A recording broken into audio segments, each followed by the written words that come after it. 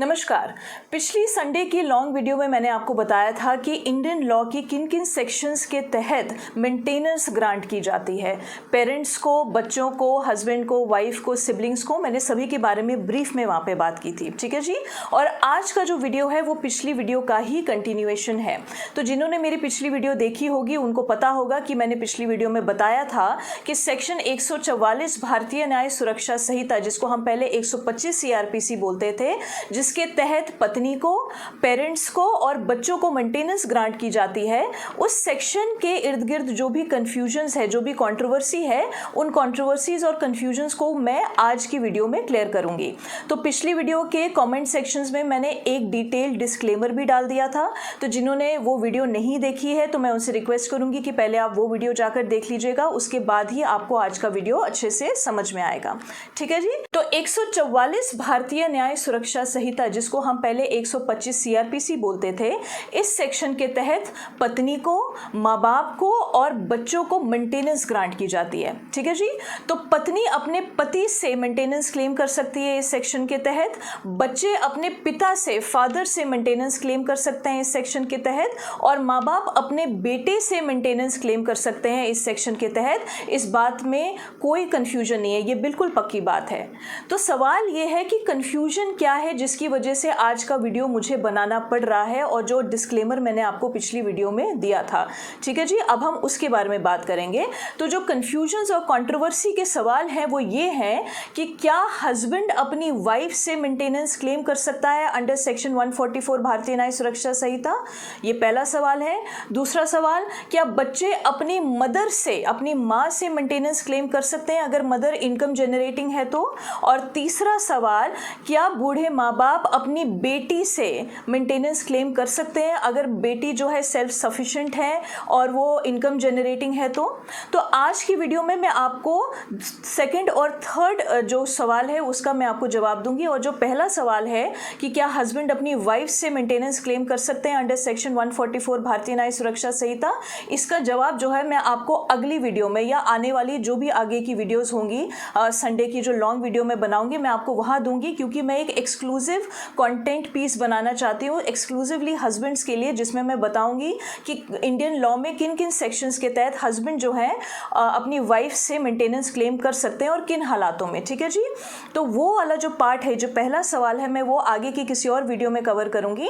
आज हम सेकंड और थर्ड सवाल पे जो है वो फोकस करेंगे और उसका जवाब समझेंगे। ठीक है जी। तो सबसे पहले स्टार्ट करते हैं इस पूरे कंफ्यूजन और कंट्रोवर्सी के बेस से, यानी कि फाउंडेशन से, जिसकी वजह से ये डिस्कशन हो रहा है, और वो है इस सेक्शन में यूज की गई लैंग्वेज, यानी कि जो शब्दों का इस्तेमाल किया गया है इस सेक्शन में, जिसकी वजह से ये सारा कंफ्यूजन हो रहा है। तो मैं आपको पहले वो सेक्शन का जो भाग है जिसमें सबसे ज्यादा कंफ्यूजन है, मैं आपको उसको पढ़ के सुनाऊंगी इंग्लिश में पहले, और उसके बाद मैं हिंदी में भी समझाऊंगी, और उसके बाद हम डिस्कस करेंगे कि वो कंफ्यूजन क्या है। तो सेक्शन 144 भारतीय न्याय सुरक्षा संहिता की सबसेक्शन 1 में लिखा है कि if any person having sufficient means neglects और refuses to maintain his wife, his legitimate और इलेजिटिमेट चिल्ड्रन और हिज मदर और फादर, अगर मैं हिंदी में इसका अनुवाद करूं तो, यदि कोई व्यक्ति पर्याप्त साधन होने पर भी भरण पोषण करने से लापरवाही करता है या मना करता है, अब किस किस को? वाइफ को, अपने जायज और नाजायज बच्चों को और अपने माँ बाप को। ये इस सेक्शन में लिखा हुआ है। ठीक है जी। अब इस सेक्शन में जो प्रोनाउन का यूज किया गया है वो है हिज, जो कि मेल्स के लिए यानी कि पुरुषों के लिए यूज किया जाता है, और इस सेक्शन की शुरुआत में जो शब्दों का इस्तेमाल किया गया है वो है एनी पर्सन।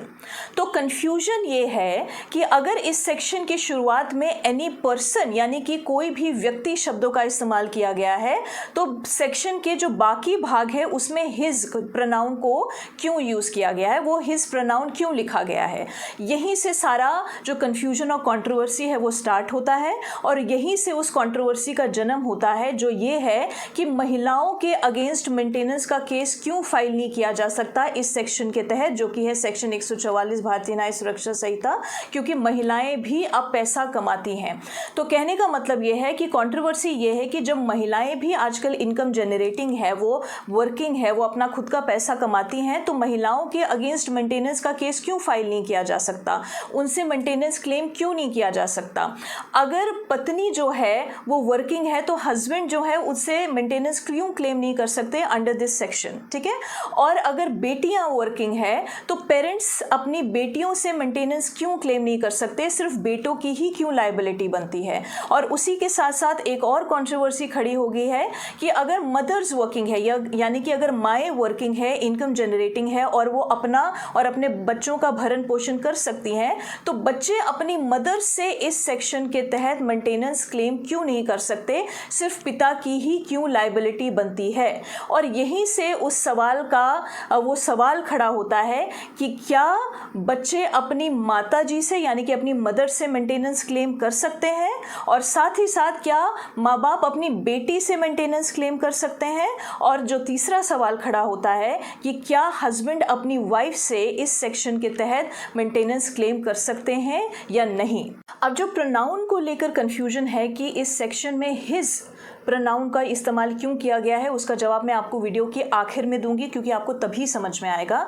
अभी हम फिलहाल जो दो सवाल हैं उनको बारी बारी करके उनका आपको जवाब देते हैं। तो जो पहला सवाल है वो ये है कि क्या माँ बाप अपनी बेटी से मेंटेनेंस क्लेम कर सकते हैं अगर वो इनकम जनरेटिंग है तो उसका जवाब है जी हाँ, माँ बाप अपनी बेटी से बिल्कुल मेंटेनेंस क्लेम कर सकते हैं।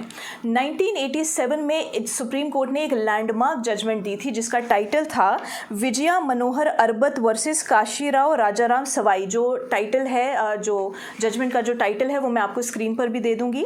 तो इस जजमेंट में सुप्रीम कोर्ट ने बहुत क्लियरली ये कह दिया था कि माँ बाप अपनी बेटी से भी मेंटेनेंस क्लेम कर सकते हैं अगर तो उनकी बेटी की कोई इंडिपेंडेंट इनकम हो, पहली बात, और दूसरी बात कि अगर माँ बाप अपने आप को मेंटेन करने का, अपना भरण पोषण करने का सामर्थ्य ना रखते हो, ठीक है जी। तो इस केस में बेसिकली एक पिता ने अपनी बेटी के खिलाफ जो है मेंटेनेंस का केस लगाया था 125 CRPC के तहत, और जो उनकी जो बेटी है वो मेडिकल प्रैक्टिशनर थी। तो जो बेटी के एडवोकेट हैं उन्होंने बेसिकली ये आर्ग्यूमेंट लिया था कोर्ट में कि क्योंकि इस सेक्शन में जो प्रोनाउन यूज किया गया है वो है हिज, यानी कि जो पुरुषों को, मेल्स को एड्रेस करता है, तो इस सेक्शन के तहत जो है कोई भी माँ बाप जो है वो अपनी बेटियों से मेंटेनेंस क्लेम नहीं कर सकते। और इस केस में भी क्योंकि एक पिता ने अपनी बेटी के अगेंस्ट मेंटेनेंस क्लेम किया है और क्योंकि इस सेक्शन में हिज प्रोनाउन का इस्तेमाल किया गया है, तो ये जो फादर हैं ये अपनी बेटी से मेंटेनेंस क्लेम नहीं कर सकते। ये आर्ग्यूमेंट था बेटी के एडवोकेट का, ठीक है जी। तो अब ये जो मैटर है ये अपील में जाता है हायर अथॉरिटीज़ के बाद, और फाइनली जब ये सुप्रीम कोर्ट के पास पहुंचता है तो सुप्रीम कोर्ट ने जो इशू इसमें फ्रेम किया था, यानी कि जो सवाल फ्रेम हुआ था, जो मुद्दा था जिसके ऊपर डिसाइड करना था, वो ये था कि क्या एक पिता अपनी बेटी से और स्पेशली मैरिड बेटी से मेंटेनेंस क्लेम कर सकते हैं, ये क्वेश्चन था और इसके ऊपर सुप्रीम कोर्ट ने जजमेंट देनी थी। तो सुप्रीम कोर्ट ने इस जजमेंट में ये कहा है कि section 125 CRPC subsection 1 clause D के तहत अगर तो माता पिता अपना भरण पोषण करने का सामर्थ्य नहीं रखते हैं तो बेटा और बेटी दोनों पर ही जिम्मेदारी आती है अपने माता पिता का भरण पोषण करने की, ठीक है जी। दूसरी बात जो सुप्रीम कोर्ट ने यहाँ पे क्लियर कर दी है वो ये है कि जब भी माता पिता अपनी बेटी से मेंटेनेंस क्लेम करेंगे तो कोर्ट ये चेक करेगी कि क्या बेटी के पास अपनी खुद की कोई इंडिपेंडेंट इनकम है या नहीं। कहने का मतलब ये है कि बेटी के पास अपनी खुद की जनरेट की गई इंडिपेंडेंट इनकम होनी चाहिए।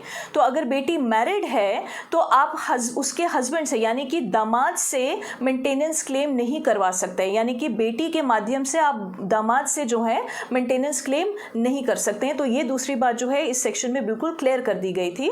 और जो तीसरा एस्पेक्ट इसमें कवर किया गया था वो ये था कि अगर बेटी मैरिड भी है तो भी उसकी जो रिस्पॉन्सिबिलिटी है अपने माँ बाप के प्रति वो ख़त्म नहीं होती है। मान लीजिए अगर कोई माँ बाप है, उनका कोई बेटा नहीं है, उनकी सिर्फ बेटियां हैं और उन्होंने अपनी बेटियों को ही अच्छे से सामर्थ्य बनाया है, उनको पढ़ाया है, लिखाया है, उनकी शादियां की है, उनकी सारी ज़रूरतों को समझा है और उन्हें पूरा किया है। तो अगर बेटियों की शादी भी हो जाती है तो भी जो बेटियाँ हैं वो पूरी तरीके से जिम्मेदार होंगी अपने माता पिता का भरण पोषण करने के लिए, प्रोवाइडेड उनके पास अपनी खुद की इंडिपेंडेंट इनकम हो और दूसरा जो माँ बाप है वो अपना भरण पोषण खुद ना कर सकते हो। ठीक है जी। और आखिर में फाइनली सुप्रीम कोर्ट ने ये भी इसमें डिसाइड करते हुए कहा है कि बेटा और बेटी दोनों की ही जिम्मेदारी होती है अपने माँ बाप का भरण पोषण करने की, सिर्फ बेटी की ही जिम्मेदारी नहीं है। अगर तो बेटी को भी पढ़ाया लिखाया गया है, उसे सक्षम बनाया है और वो अपनी एक इंडिपेंडेंट इनकम जनरेट करती है, तो आवश्यकता पड़ने पर बेटियों से भी मेंटेनेंस क्लेम किया जा सकता है। ठीक है जी। अब हम आ जाते हैं दूसरे सवाल की तरफ कि क्या बच्चे अपनी मदर से जो वर्किंग है, इनकम जनरेटिंग है, क्या उनसे मेंटेनेंस क्लेम कर सकते हैं? और इसका जवाब भी है हाँ, जो बच्चे हैं वो अपनी मदर से भी मेंटेनेंस क्लेम कर सकते हैं। सुप्रीम कोर्ट ने, हाई कोर्ट ने बहुत सारी अपनी जजमेंट से ये बिल्कुल क्लियर कर दिया है कि जो बच्चे हैं, चाहे वो किसी भी जेंडर के हो, मेल हो, फीमेल हो, ट्रांसजेंडर हो, किसी भी जेंडर के हो, दूसरा माइनर हो या अडल्ट हो, तीसरा अगर वो लेजिटिमेट है या इलेजिटिमेट है, यानी कि वो जायज़ हो या नाजायज़ हो, और फोर्थ जो इंपॉर्टेंट एस्पेक्ट है जो इसी में कवर होता है कि अगर कोई ऐसे बच्चे हैं जो फिजिकली और मेंटली जो है डिसेबिलिटी से अगर डील कर रहे हैं और वो अपना भरण पोषण नहीं कर पा रहे हैं, अगर वो मेजर भी है तो उस स्थिति में भी, तो ऐसे सिचुएशंस में माता और पिता दोनों ही रिस्पॉन्सिबल होते हैं अपने बच्चों को मेंटेन करने के लिए। तो जो ये कंट्रोवर्सी थी, जो ये सवाल था कि पिता को ही क्यों लायबल ठहराया जा रहा है अपने बच्चों का भरण पोषण करने के लिए, अगर माएँ भी कमाती हैं, अगर वो इनकम जनरेटिंग है और बच्चों का भरण पोषण कर सकती हैं, तो सुप्रीम कोर्ट और हाई कोर्ट की बहुत सारी जजमेंट्स ने बिल्कुल क्लियर कर दिया है कि अगर मदर इनकम जनरेटिंग है और उनके पास सफिशिएंट मींस हैं अपने बच्चों का भरण पोषण करने के लिए, उनको मेंटेन करने के लिए, तो बच्चे जो हैं अपनी मदर से भी मेंटेनेंस क्लेम कर सकते हैं। फॉर एग्जाम्पल, अगर कोई बच्चे हैं जिनके पिता इस दुनिया में नहीं है, तो ऐसी सिचुएशन में उनका भरण पोषण कौन करेगा? तो अगर तो उनकी मदर्स इनकम जनरेटिंग है, यानी कि वो वर्किंग है, उनके पास किसी भी सोर्स से पैसे आते हैं और वो अपने बच्चों का भरण पोषण करने के योग्य हैं, तो उनको भी डायरेक्शंस दी जा सकती है कि वो अपने बच्चों का भरण पोषण करें। तो इस सवाल का जो जवाब है कि क्या बच्चे अपनी मदर से मेंटेनेंस क्लेम कर सकते हैं, ये बिल्कुल पक्की बात है कि मदर से भी मेंटेनेंस क्लेम किया जा सकता है। अब बात करते हैं इस सेक्शन की लैंग्वेज की, जिसके बारे में मैंने आपको वीडियो के शुरुआत में बताया था कि मैं आपको आखिर में बताऊंगी कि इस सेक्शन में जो प्रोनाउन का इस्तेमाल किया गया है, हिज, वो क्यों इस्तेमाल किया गया है, जबकि उस सेक्शन की शुरुआती भाग में एनी पर्सन, यानी कि कोई भी व्यक्ति, ऐसा लिखा गया है। कहने का मतलब है सिंपल भाषा में कि अगर इस सेक्शन के तहत महिलाओं से भी मेंटेनेंस क्लेम किया जा सकता है, और महिलाएं कौन कौन है, बेटियों से और माँओं से भी अगर मेंटेनेंस क्लेम किया जा सकता है, तो इस सेक्शन में जो प्रोनाउन यूज किया गया है हिज, उसके साथ स्लैश हर क्यों नहीं लिखा गया? तो टेक्निकल लीगल एक्सप्लेनेशन ना देते हुए मैं आपको सिंपल भाषा में बता देती हूँ कि सेक्शन 2Y ऑफ CRPC, जिसको आज हम सेक्शन 2 सबसेक्शन 2 बोलते हैं भारतीय न्याय सुरक्षा संहिता में, और सेक्शन 8 इंडियन पीनल कोड, जिसको आज की डेट में हम सेक्शन 2 सबसेक्शन 10 बोलते हैं भारतीय न्याय संहिता में, इन दोनों सेक्शंस की इंटरप्रिटेशन के तहत जहां पर भी हिज और ही प्रोनाउंस का इस्तेमाल किया गया होगा, उसमें महिलाएं और ट्रांसजेंडर्स को भी इंक्लूड किया जाएगा। ठीक है जी। तो इसी सेक्शन की, इन्हीं दो सेक्शंस की इंटरप्रिटेशन के चलते कहने का मतलब ये है कि जहां पर भी ही और हिज प्रोनाउन का इस्तेमाल किया जाएगा, आगे जितने भी सेक्शंस हैं उन सभी में, तो वहां पे महिलाओं को भी कवर किया जाएगा। और इसी सेक्शन की इंटरप्रिटेशन के चलते बेटियों से और मदर से इस सेक्शन के तहत मेंटेनेंस क्लेम किया जा सकता है। ठीक है जी। तो जो पहला सवाल है जो मैंने आपको बताया कि क्या हस्बैंड अपनी वाइफ से मेंटेनेंस क्लेम कर सकते हैं, उसकी जो एक्सप्लेनेशन है वो मैं आपको आगे आने वाली वीडियोस में दूंगी। और जितने भी लोग पहली बार मेरा वीडियो देख रहे हैं, मैं उनको बता दूं कि मेरे जो चैनल्स हैं, इंस्टाग्राम चैनल और यूट्यूब चैनल, दोनों पर भी मेंटेनेंस और एलिमनी को लेकर एक सीरीज़ चल रही है। तो जिनको भी इन सीरीज़ को कवर करने की आवश्यकता है, तो प्लीज़ आप जो वीडियोज़ हैं मेरे इंस्टाग्राम चैनल पर और यूट्यूब चैनल पर भी, दोनों पर ही आप कवर कर सकते हैं। ठीक है जी। चलिए, प्रणाम।